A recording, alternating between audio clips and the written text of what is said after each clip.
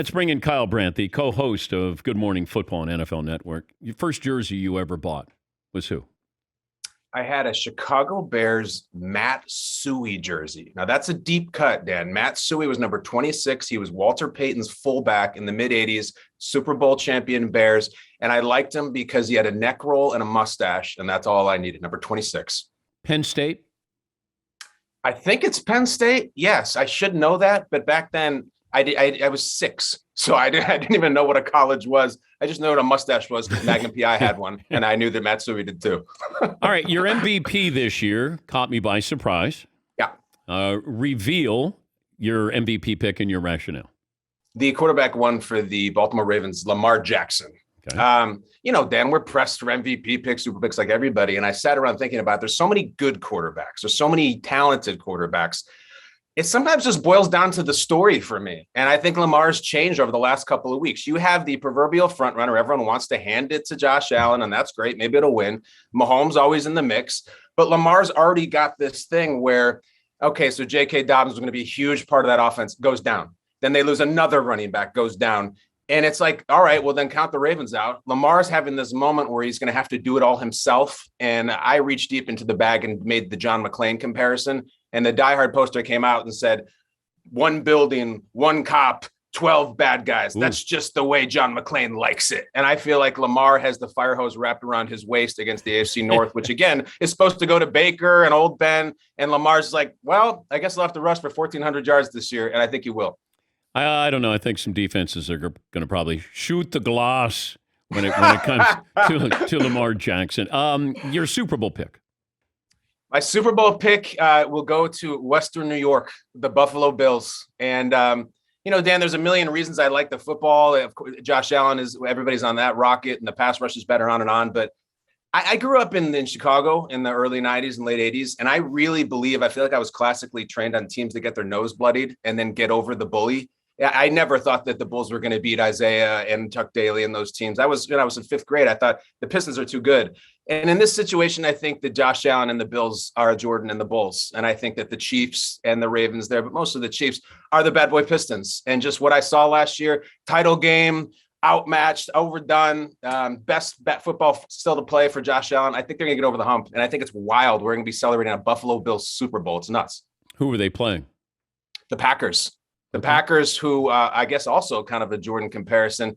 The Packers are, it's the last dance. This thing's going to be broken up. They have the Krause situation where it's not coming all back. And the Packers, to me, I have very distinctive vibes to seniors in high school. And this is the best it's ever going to get. And they know it. And they know that some of them are going to go to this college and that college, and some of them are going to go right into work. And they're looking around and they all say, like, let's just have so much fun this year and drink so many of our parents' beers and listen to so much rock music. And I think they're really tight, because the one thing you never heard during all the drama and all the summer, no one takes shots at Rodgers. I really think that those players love him, respect him, and are going to go to war for him this year. I just think they're going to be enough to beat Buffalo. The least interesting team this year. The least interesting team by far. Well, right now it's the Chicago Bears, because they're playing the second best quarterback on their roster, and they're going to debut him on Sunday Night Football on national television. And it could get interesting, but if Matt Nagy just does the thing where he says, I don't care, folks, la, la, la, la, la, I'm going to play this guy all year, and I'm going to preserve this Justin Fields thing, that's unbelievably tedious, worse than uninteresting. Yeah, but the thing I don't understand about that logic is Matt Nagy, to save his job, needs Justin Fields. Mm-hmm. If he stays with Andy Dalton, he doesn't keep his job, because they'll move on. And somebody else will go, I can't wait to take over this team with Justin Fields. It's crazy. You would think if you were going to go down, you'd want to go down with the best athlete. But he has unbelievably measured Matt Nagy. Dan, can I give you, will you indulge me an analogy for the Matt Nagy, Justin Fields situation? Okay. And it's perfect for Chicago. Right now, Bears fans are craving a quarterback. They have been for 103 years. And Justin Fields is this beautiful, piping hot slice of pizza that's been put in front of them. And they just want to eat it so badly. They can't wait. But they know, because they're smart, that if they jump into the Justin Fields pizza now, there's a really good chance it might burn the ever-living hell out of the inside of their mouth because they've been burned before.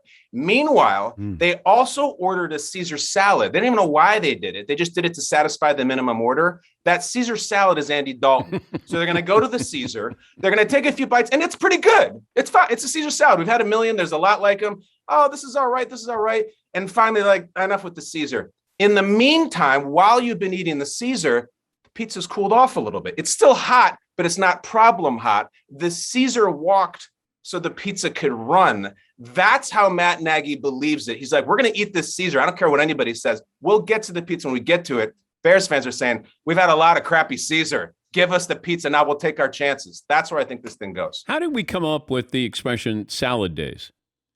Like, don't you want salad days? McLovin, in your, well, Brandt went to Ivy League school too. So I did. It's not like I need to go to Dartmouth here. Yeah, but I mean, he only got in for sports. I was like academics. Oh, that's true. That's right. Okay. There's no scholarships at Ivy League schools. How dare you? Okay. The salad days, that's what you want. You want the Caesar salad days. Paulie, what do the salad days mean? Should we let them guess and see who's a smarter Ivy Leaguer? All right, Ivies. Okay. All right. Let me start with Brandt. All right, Kyle. All right, so what the do you salad days, I understand the expression. It's the good times. It's the, everyone's popping champagne after depression. And then when you say the salad days are over, it's crappy and harder now, which I don't really understand necessarily because it should be the prime rib days or the pheasant under glass days, salad days. But maybe back in the day, Dan, here's my last, maybe fresh produce and the things that go into a salad were considered prestige items that weren't as easy to get your hands on. So that's my definition. What do you got? Okay, that's Princeton. Now let's go to Dartmouth. Okay, so salad days, what makes for a good salad? Fresh produce. It celebrates, which comes out in the end of summer, which is the best time of year. So it celebrates summer. It's really a seasonal thing. Like, in old times, how all the holidays were around harvest. That's what salad days is. All right, let's go to Paulie. Paulie? I would say they're both equally wrong. The phrase was coined by Shakespeare and Antony and Cleopatra in 1606. My salad days, when I was green in judgment, cold in blood. They said it's a period of youthful inexperience and indiscretion and exuberance. It's about being young and wild. Okay. Wow. Had nothing to do with produce. No. Salad. The SAT 2 is all over again. See, Oh my that's gosh. why Ivy League is overrated. We're talking to Kyle Brandt, co-host of Good Morning Football on NFL Network. I want you to judge our hot takes that we just had. Oh, good. Please. I love this. Okay. They each have one. Now, you're a purveyor of hot takes. Like you're required to have a hot take on Good Morning Football, right? Yeah. Emmy-nominated show, as you know, Dan. Yeah. And we were too. Yes. Yeah. Just nominated. Paulie, give Kyle your hot take. The Green Bay Packers will start out the season 16-0. I'm going to say that is like a mild paprika, none of the ghost peppers, none of that type of thing. Like it's a 6, a 5, 16-0. The Packers are that good and that talented. They might. I don't think it's terribly spicy. I think you guys could do better. Okay. Let's go to McLovin. Okay. The Houston Texans will not have the number 1 pick in the draft. It will be the Cincinnati Bengals. Oh, now we're talking. All right, that is one of those things. I once read there's a pepper so spicy that they rub it on elephant enclosures in the zoo so the elephants won't go near it. That's getting close to that because, I mean, look, the Bengals got some good players and maybe they'll Bengal this up. They usually do. But Houston is one of the strangest teams of football I've ever seen on any level, including Pee Wee. And I think right now they're already looking at quarterbacks and not their own. All right, Seton, you want to give Kyle your hot take? Wait, can we just, for real quick, back up? Is Shakespeare suggesting that salad has been consumed since like 50 BC? Well, not 50 BC. It's 1600. Well, no, that would have been Antony and Cleopatra would have been BC, and that's where they refer to salad days. No? Yes, McLovin. But it's like the play Hamilton. Like he updated old times with current references. Because salad was the thing that I want to eat. Exactly. Sorry. Don't make fun of Hamilton. I saw it with the original cast twice. Okay, Seton, your hot take. Tom Brady will throw more interceptions this season than in any other season in his career. 15 or more. I'm just thinking about Hamilton and salad. Is the Olive Garden the room where it happens? I don't know. Yes, Tom Brady will not throw those interceptions. 15 interceptions this year? No.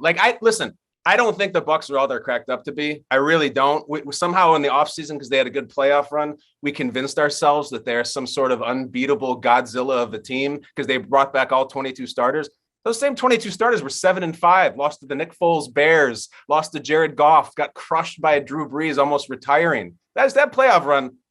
Taylor Heineke gave them the business. They pulled their MVP off the field with a chance to beat the Bucks, and then they beat a wounded animal in the Super Bowl. I don't think they're omnipotent, but Brady's not throwing 15 picks. No way. Well, keep in mind there's 17 games this year. Yes, there are. Yeah, factor that in. All right, Fritzy, your hot take. The Jaguars got off to a very disappointing slow start. Trevor Lawrence gets frustrated even more so. Urban Meyer gets so frustrated that enter C.J. Beathard week 5 at home against the Titans. It's time to sit Trevor for a little while. The legend. That's a legendary take. Urban Meyer. I mean, that's what we're talking about. That show Hot Ones is great. And there's that scene where Stringer Bell, it's like a gif where he's choking on the wings. That's where I'm at with that. I feel like Urban Meyer risked so much, not only with his career and his legacy, but even maybe his health. And he risked it all to coach that beautiful blonde-haired football Jesus from Clemson named Trevor Lawrence. From his cold, dead hands, God willing, I hope I'm not right, you take Trevor Lawrence. Not a chance. It's the 40th anniversary of the Frogger video game, and Peacock, our streaming partners. Peacock Original Frogger will drop the first 3 episodes today, then drop weekly episodes on Okay, explain what is going to happen with Frogger on Peacock.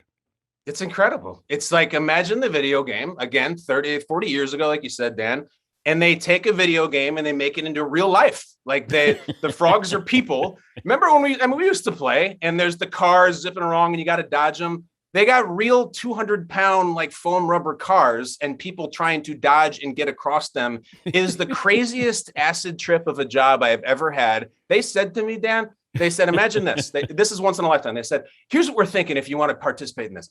Could you call the action like it's a football game, but make a bunch of 80s movies references? And I'm like, you came to the right place. This is a dream job. I couldn't be more in. And it takes you right back to the arcade. I was thinking, Dan, of the crew there, I was trying to power rank who was the biggest into arcade games back in the day. And they can tell me if I'm wrong or right, but I'm getting heavy Fritzy vibes. I think he was on the arcade a lot. Probably not to play video games, but just to check out the girls. McLovin, you strike me as a video game guy. Yeah, I have some records in Centipede and Miss Pac-Man. Yeah. You can see AJP on some old arcade machines in Narberth. But you were Dungeons and Dragons. Oh, I wasn't afraid to roll a 54-sided die. I'll tell you that right now. That's what McLovin's college career was all about, Kyle. Dungeons and Dragons and his fake girlfriend from Niagara Falls. Yes, Heaton. Don't sleep on Paul in the video game department. Okay. If anybody here had He the strikes collar me as- popped on his denim jacket while he was dominating Centipede, it's definitely Paul. Like Atari, it sounds like. Yeah, home and away. I would go hair parted down the middle, go to the local place in Chicago Heights, but at home and television, big in television guy. Yeah, Well, I was too. Well, good luck with Frogger. It's great to talk to you. And we'll be watching this upcoming season with Football Morning. Good morning football on the NFL Network. Thank you, Kyle. Dan, you're the best. Thank you, guys. Enjoy. Kyle Brandt, co-host there. He went to Princeton, McLovin.